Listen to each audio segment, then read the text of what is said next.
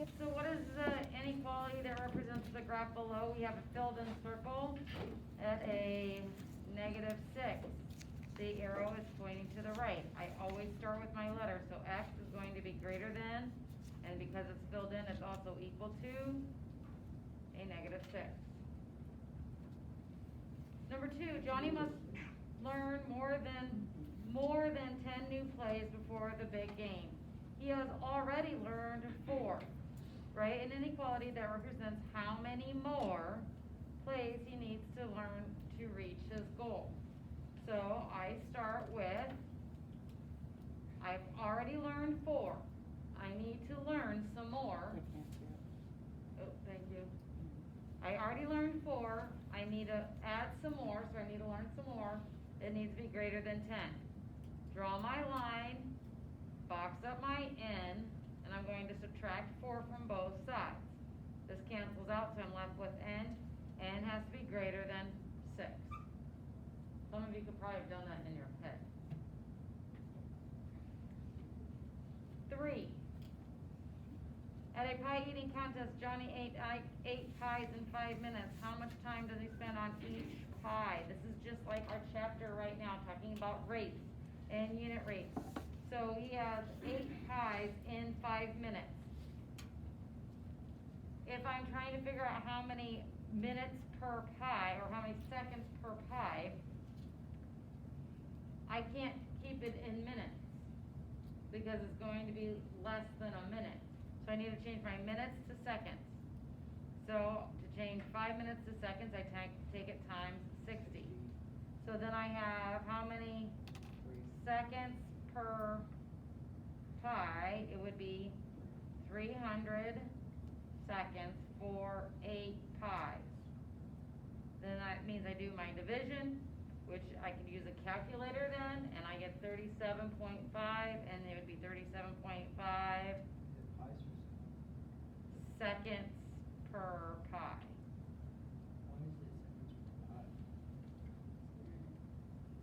If you would have switched around, it would have been a different answer. You would have taken 8 divided by 300. And you would have gotten 0.026. So it would be like 2/100ths of a pie per second, because we want to do it per pie. Number 4, which pair of ratios does not form a proportion? And we're going to work on proportions today. Basically, all you're doing is making them equivalent fractions. If they are equal to each other, then they're proportional. If they're not, then they're not proportional. And we took notes on this at the beginning of the chapter. 6 to 16 and 21 to 56. I write those as fractions. So 6 to 16 is written here. 21 to 56 is written here. I reduce it as much as I can. So I'm reducing this by 2, so I get 3/8. I reduce this by 7, and I get 3/8.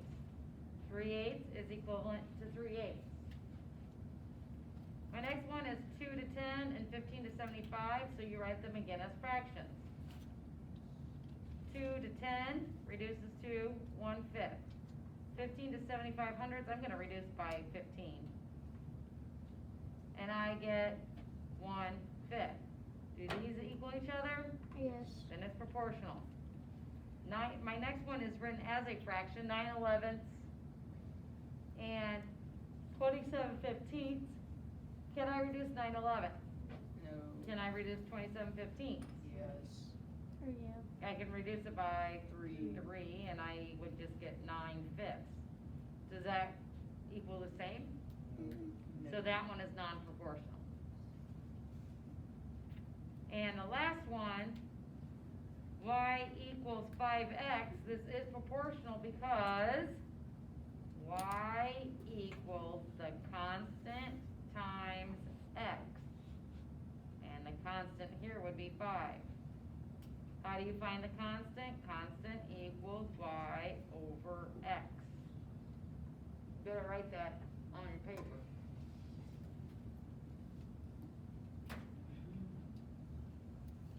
Number 6 says, what is the slope between the points? Number 6. oh, sorry, I should not skip number 5. Number 5 was a kind of a difficult one. Bill is a car salesman. He earns $200 for every car he sells, plus a 3% commission. If Bill sells 3 cars in 1 week for a total of $32,343, so that's how much the 3 cars cost. What is his total earnings for the week? So it is $200 times 3 cars plus my 3% commission. And I'm going to write the word commission.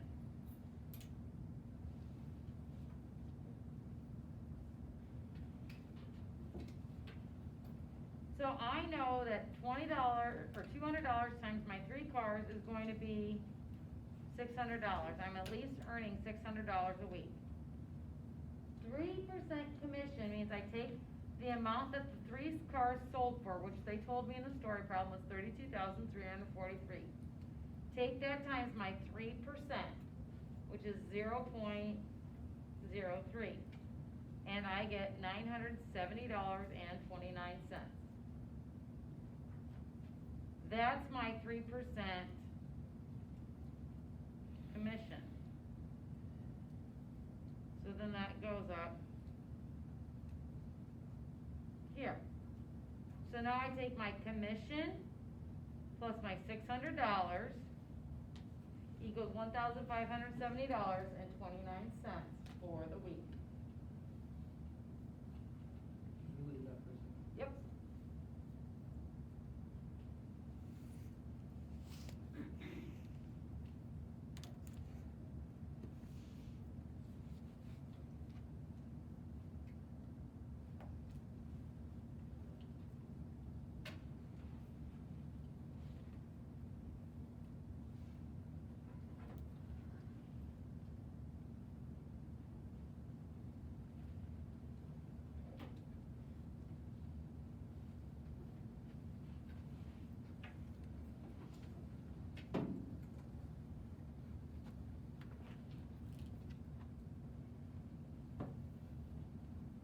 Number 6, they gave us 2 points, and we need to find the slope.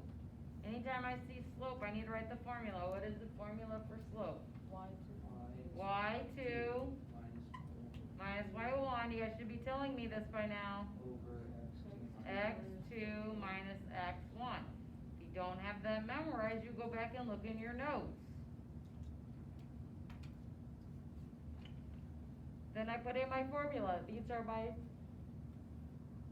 number 1s, these are my number 2s. So Y2 is 0, minus Y1 is a negative 2. X2 is a negative 1, minus X1, which is a positive 4. Keep, change, change.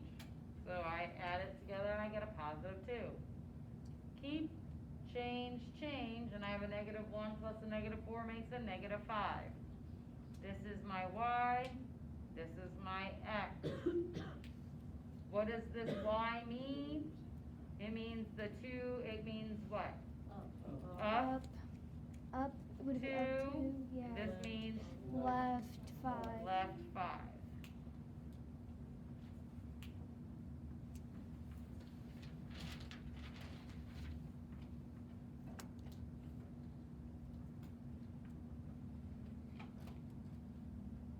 Then we have scale. The scale of a map is 1 1/4 inches equals 100 miles. So it's 100 1/4 inches on a map, but in real life, it's 100 miles. So on the map, 2 rivers are 4 1/8 inches apart. What is the distance between the 2 rivers? So this is what you call is scale. So you start with the scale. 1 1/4 inches over 100 miles. Because 1 1/4 on the scale equals 100 miles in real life. Then I want it to equal 4 1/8 on the scale. So what is it in real life? I put an X here. Now you guys should remember how to solve for X. How do we solve for X? Do this, yeah. don't we? Isn't that how we always solve for X in any kind Yeah. of fractional problem? So now don't look at this here, look at what I'm going to write. 1/4 times x equals 100 times 4 1/8. Anytime we have mixed numbers, we need to make them improper fractions. So I'm gonna make this 5/4 x equals 100 times 33/8. Then I'm going to do this side over here, so I put 100 over 1, and I could use my calculator, and I do 100 times 333, so it'd be 3,300 over 8, and then that reduces to 825. So now I have 5/4 x equals 825. This is multiplying. So we divide to the opposite. When you divide, you're really multiplying by the inverse. Cancel each other out. Multiply this by the inverse. So put that over 1. So x equals 825 times 4 over, actually I reduced by 5. I became this a 1. Times 65. And you get 330.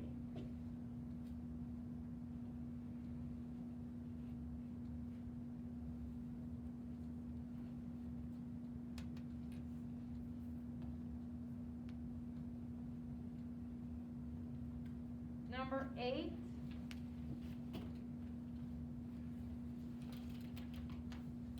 Talks about the dimensions of a rectangular porch are 16 feet long by 12 feet wide. Use a scale of 1 inch equals 4 feet and a ruler to make the scale drawing of the porch. We don't have to use a ruler, I just wanna know what the measurements were. I wanna know what the scale would look like. So I drew my rectangle. This is the real life porch. It's 12 feet by 16 feet. My, Yeah, we can't solve my scale is 1 inch to 4 inches. Okay, that's what it starts with. Now, I know in real life it's 12 feet. So how to get from 4 to 12? Times 3. So if I did the bottom times 3, I do the top times 3. So in the scale, it should be 3 inches. Not 3/12, because I'm just trying to figure out what that measurement is. So here I'm trying to figure out what it is in scale here too. So I have my scale to start is 1 inch equals 4 feet. How do I get from my 4 feet to my 16? Times 4. So I need to do the top times 4, and 1 times 4 is 4. So my scale drawing should be 3 inches by 4 inches. And it's also like setting it up like this. 1 inch or 4 feet equals x over 12. How do I solve for x? Cross multiplication. So I have 4x equals 12. Divide by 4, x equals 3. Did I get the same answer? Know that you can always solve with the cross multiplication. Take pictures.